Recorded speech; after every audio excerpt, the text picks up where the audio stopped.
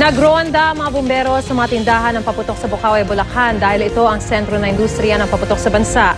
Marapat daw na manguna ito sa pag-iingat. Pero may mga nakumpiska pa ring illegal na paputok. May ulat on the spot si Claire Dauphin. Claire? Maris, alas 7 ng umaga kanina nang mag-ikot at mag-inspeksyon ang Bureau of Fire Protection dito sa mga tindahan ng mga paputok.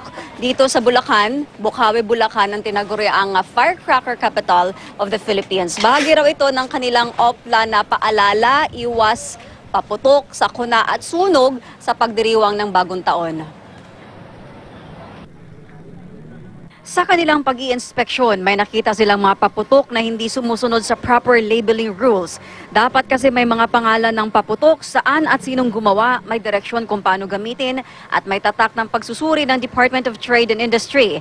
Ang maling pagbebenta at paggamit ng mga ito ay may karampatang parusa at multa na di bababa sa 20,000 pesos. Sa ilalim ng Republic Act 7183, bawal din ang mga sumusunod na paputok: Watusi, Piccolo, Super Lolo at Atomic Big Triangle, Mother Rockets, Lolo Thunder, Pillbox, Boga, Big Judas Belt, Big Bawang, Quiton, Goodbye Philippines, Bin Laden at Coke in Can, Kabasi, Atomic Bomb, 5-Star, Plapla, OG, Giant Watusi Bomb. May nadiskubre din ang AFP na imported firecrackers tulad ng imported Chinese Sawa at imported El Diablo.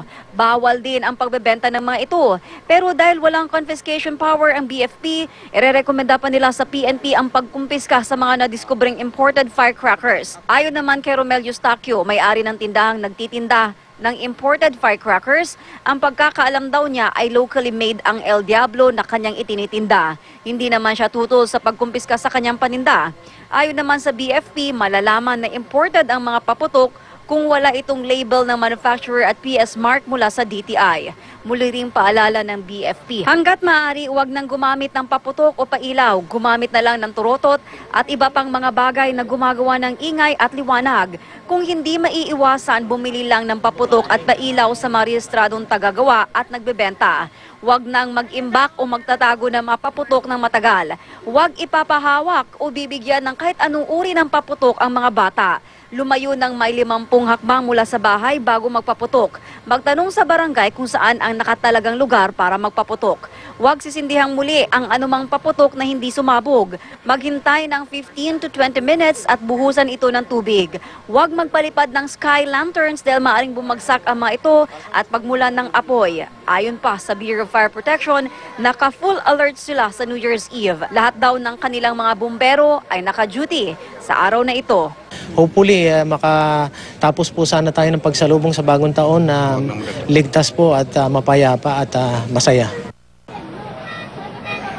Maris, no, kahit highly discouraged ang paggamit ng paputok sa pagdiriwang ng bagong taon, ayon sa mga nagtitinda dito, ayos pa rin daw yung kanilang bentahan. Sa katunayan, simula nung nandito tayo kaninang umaga, tuloy-tuloy pa rin yung dating ng mga tao na bumibili ng mga paputok.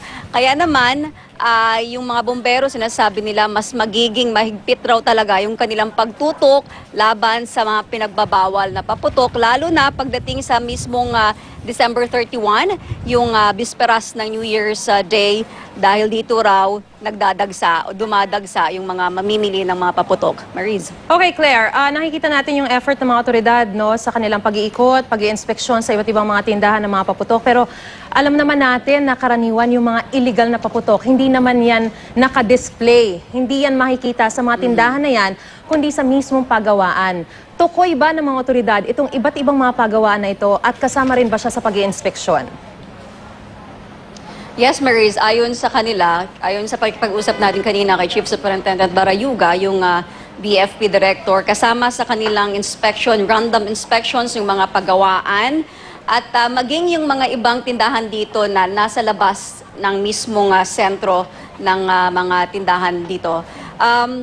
Yun nga, no, hindi naman kasi yan talaga, dahil bawal, hindi ito yung naka-display. So meron din silang mga nakatalagang hindi naka-uniformeng personnel ng Bureau of Fire Inspection, Bureau of Fire Protection para magkaroon ng random inspection sa iba't ibang pagawaan at tindahan. Hindi lang dito sa Bukawi, kundi maging sa ibang mga tindahan sa iba't ibang lugar na kumbaga kung saan madalas natin nakikita na binebenta yung mga paputok na ito. Lalo na dyan sa Divisoria, kasama rin yan sa kanilang mga tinututukan, Maris. Oh, especially Claire, gaya ng binanggit mo, no, sa December 31, baka dyan maglabasan eh. I mean, hindi naman necessarily na talagang lalabas yan sa mga tindahan. Pero itong mga parokyano o yung mga talagang suki ng mga illegal na paputok na ito, talagang kilala naman nila yung mga pupuntahan nila at baka doon mangyari yung mga pagbebenta ng mga illegal na mga paputok. Ito ba ay talagang mas mahigpit, gaya ng sinabi mo, no? Nakatutok talaga. Pati dun sa mga pagawaan na ito, talagang ready sila na manghuli anytime kapag may mangyaring ganito at wala namang nangyayaring mga bayaran. Claire? Yeah, the thing about it, Maris, no, gaya nga ng sinabi mo, etong mga mahilig bumili ng mga bawal, they know where to go. Ang problema ng Bureau of Fire Protection, they don't have wala silang powers to confiscate. So, kailangan kasama nila sa kampanyang ito ang pulisya na siya lang ang may kapangyarihan na mag-confiscate at manghuli ng mga nagbebenta ng mga bawal na paputok. So,